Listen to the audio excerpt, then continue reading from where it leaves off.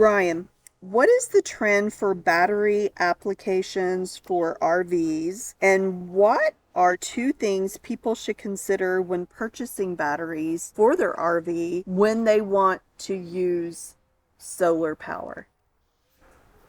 Okay, I think I think that's one question. I think it's what battery should we be using? Gosh, that's the hardest question of them all. No, and it could be broken down to in a couple of things. So we've got a price factor, we've got a charging factor. We also have a communications factor. So let me just talk about those three. And the price I'm going to jump into. Some people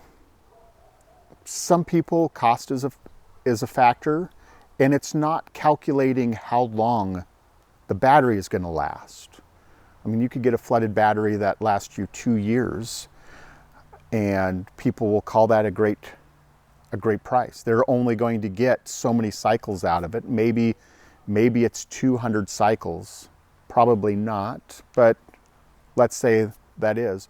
Or you can buy a lithium where you get 3,000 cycles, 4,000 cycles, 7,000 cycles. For longevity wise, lithium seems to make sense. Some people just can't see that. Some people abuse their batteries. And those people, maybe they should be buying a $200 battery and throwing it in and then throwing it away when they don't do anything with it over winter and it freezes and cracks, or it's been dead for 6 months and won't accept a charge. For those people, flooded batteries are perfect for you, or a glass mat battery. But there's maintenance, there's so much involved with that where it's just nice to have something that's completely maintenance free.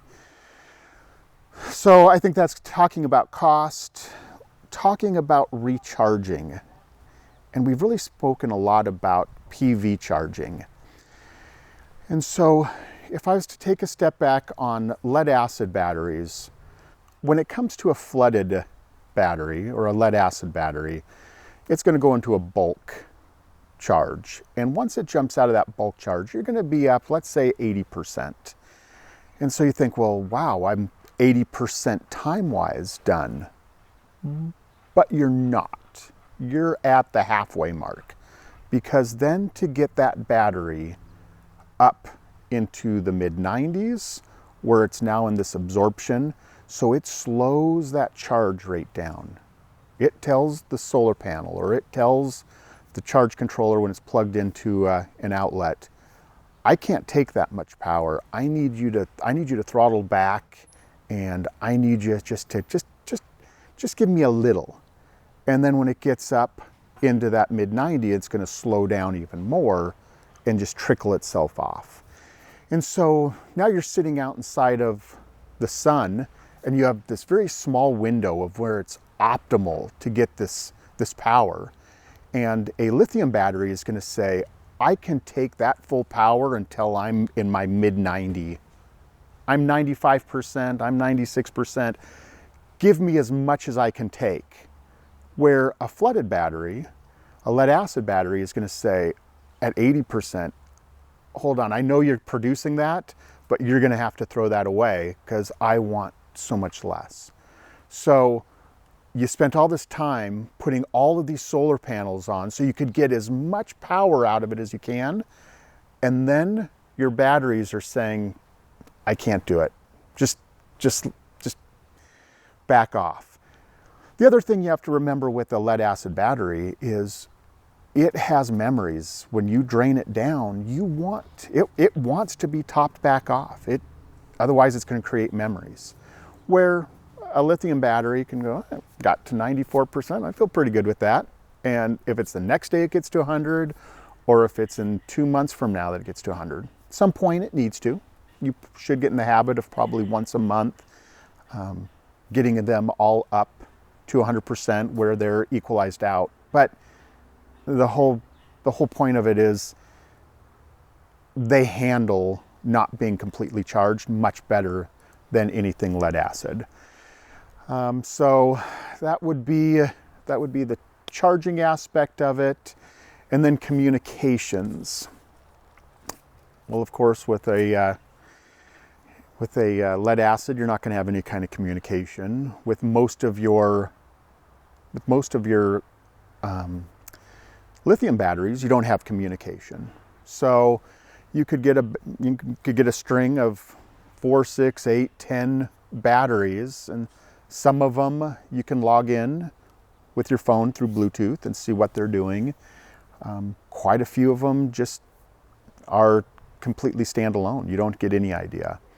And that can run into a problem where, especially if you're in these shoulder seasons, super hot somewhere or super cold, you can have batteries that start shutting down. They'll allow to discharge, or they won't accept charge. And if the batteries are not telling you that they're not doing their job, then you might assume that you have 600 amp hours or 800 amp hours of capacity, and you have some kind of battery meter that's reading a state of charge, and it's telling you, hey, your batteries are at 60% charged. But then you find that your system's shutting down and low voltaging, and you're not understanding why. So is my meter wrong? It's got to be my meter, when really the batteries are failing or protecting themselves in some way and you don't know about it. So that really is an issue when it comes to choosing a battery. Is, am I okay with not knowing? Because some people would be fine. Some people might choose one very large battery that it's either supplying power or it's not. And if it's not, it's pretty easy to troubleshoot because I don't have any. Other people are going to start stacking and adding them together. And then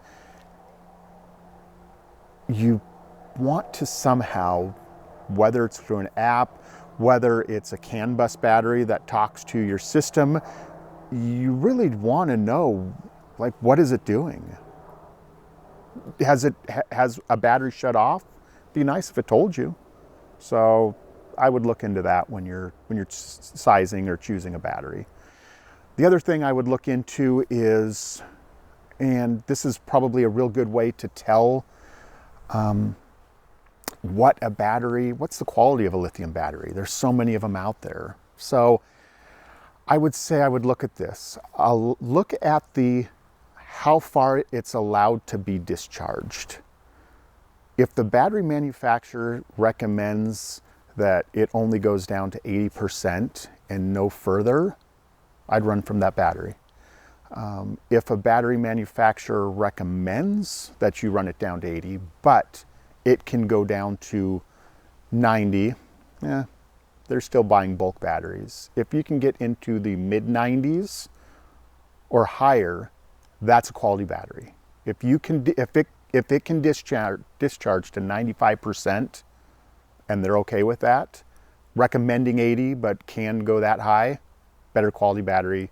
They have better control of the actual cell production, all of that. So that's a good way to just real quickly see what you're getting.